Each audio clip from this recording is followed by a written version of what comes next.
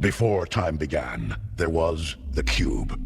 We know not where it comes from, only that it holds the power to create worlds and fill them with life. That is how our race was born. For a time we lived in harmony, but like all great power, some wanted it for good, others for evil. And so began the war. And just when all hope seemed lost, message of a new discovery. Avi Lipkin is here from Israel, and he's brought his brand new book. It's called Return to Mecca. And the title of this book, Return to Mecca, what could that possibly mean? And on the cover is a picture of a black cube. That's where the story starts. Avi, let's start right there. Yes. I believe that the Bible is a GPS. I believe that the Bible took place, a lot of it took place in Arabia. Actually, in most churches, Christians say to me, we know that Mount Sinai, the real Mount Sinai, is not in the Sinai Peninsula, but rather in northwest Saudi Arabia. It's called Jabal al-Lawz. I am the first Jew in the Jewish world who's coming to the rabbis and saying, the Torah is a GPS. Jethro, the high priest of Midian, I believe was the high priest of the Kaaba, the black stone, which is today in Mecca. There was no Mecca, it was just a black stone in those days.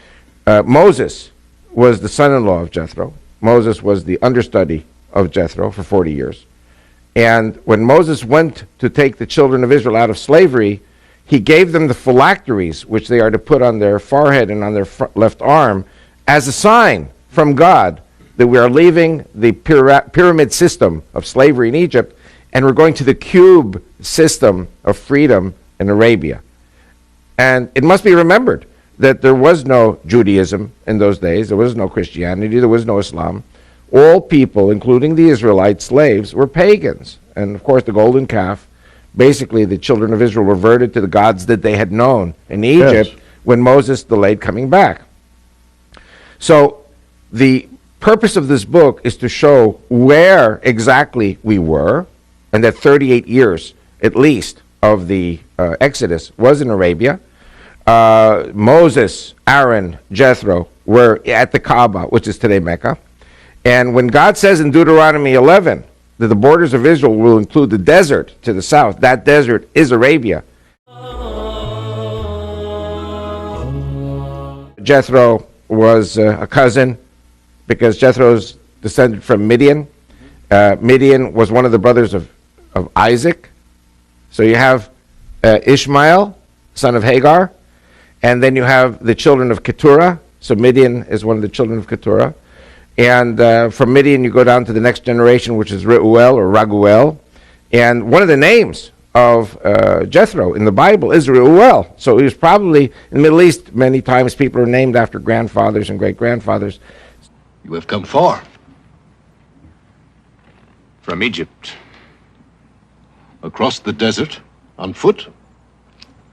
He who has no name surely guided your steps. No name? You Bedouins know the God of Abraham? Abraham is the father of many nations. We are the children of Ishmael, his firstborn. We are the obedient of God. I will dwell in this land. So Moses, when he had to flee Egypt after he killed the taskmaster who was beating the Jewish slave, the Israelite slave, he knew where he was going. He knew the geography. He was almost Pharaoh, so he had to know the geography. So he took the Israelites through the desert to what is today Nuweiba, on the eastern shore of the Red Sea of Sinai. That is where they crossed. And by the way, there's no archaeological proof at all of an exodus in the Sinai Peninsula. But there is tons of archaeological proof in the Arabian Peninsula. In the New Testament, chapter 4, verse 25 of Galatians, it says, that Mount Sinai and Hagar, which are in Arabia.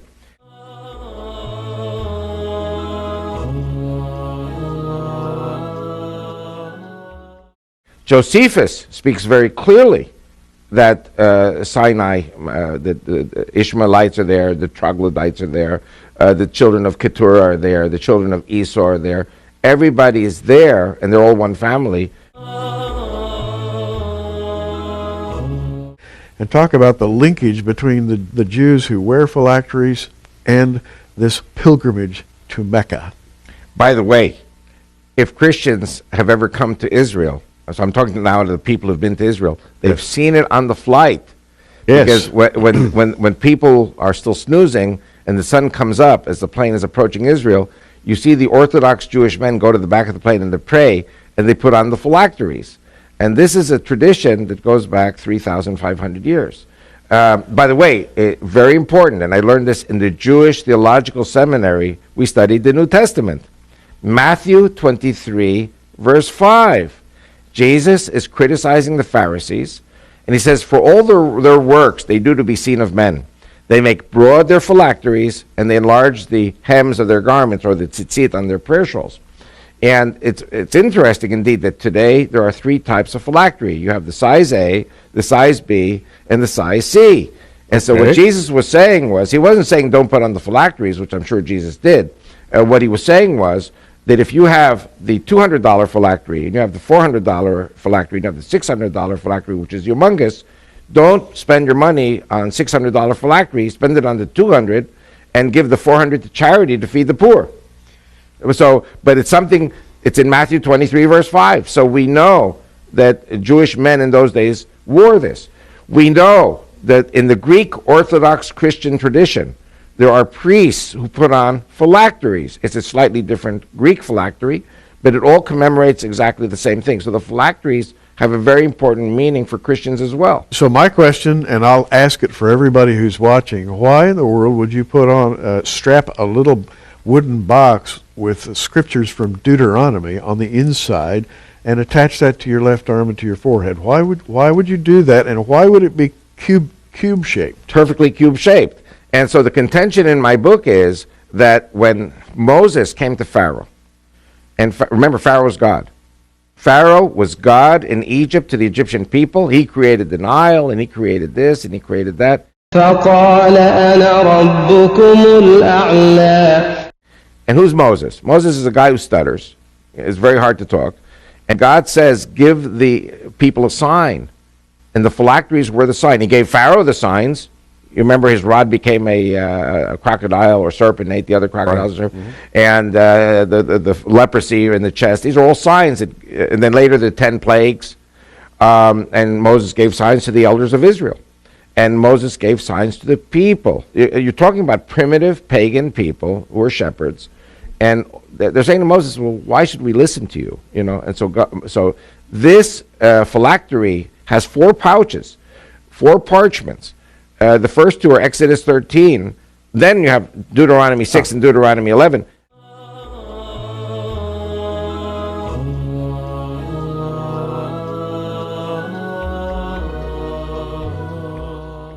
Exodus 13, we are still in Egypt.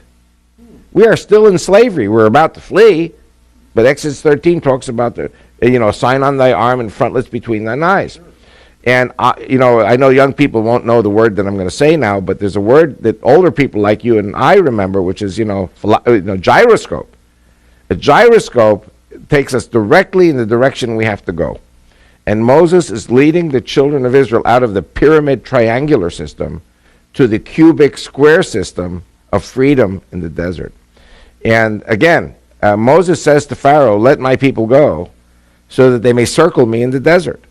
The other 5 times, let my people go so that they may serve the Lord in the desert. But the first one is they should go around in circles. Now, Hajj is a pilgrim to Mecca.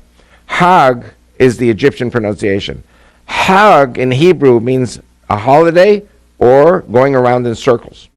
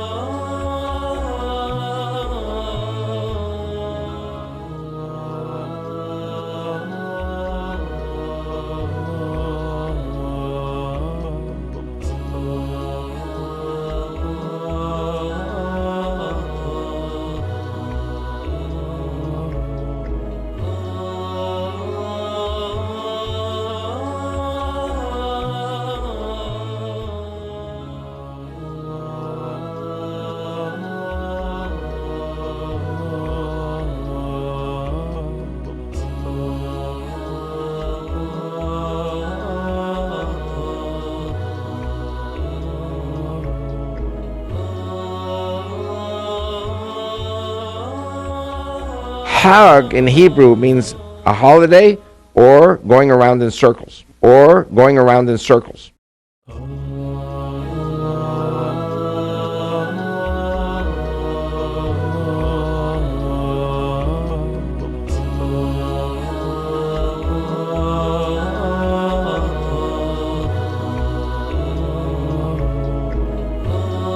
Or going around in circles. Or going around in circles.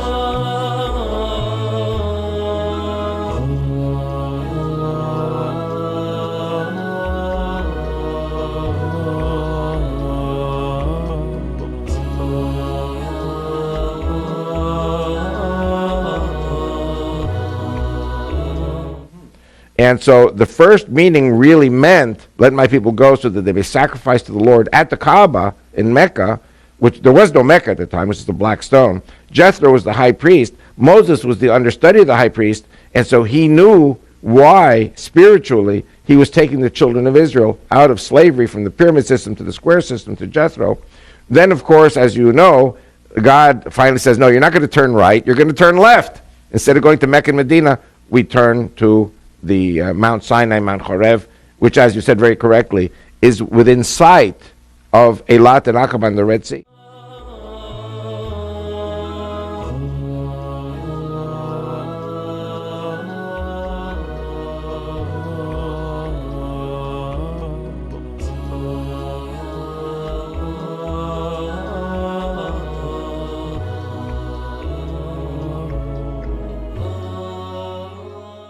By the way, my people, forgive me for being arrogant, are the Jews and the Christians together.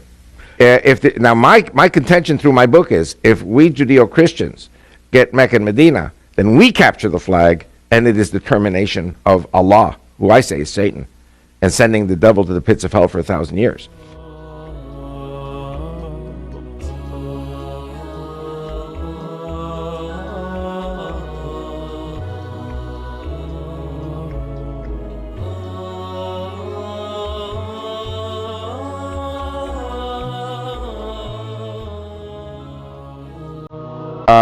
Moses, Aaron, Jethro were at the Kaaba, which is today Mecca. قال إني أريد أن أنكحك إحدى ابنتي هاتين على أن تأجرني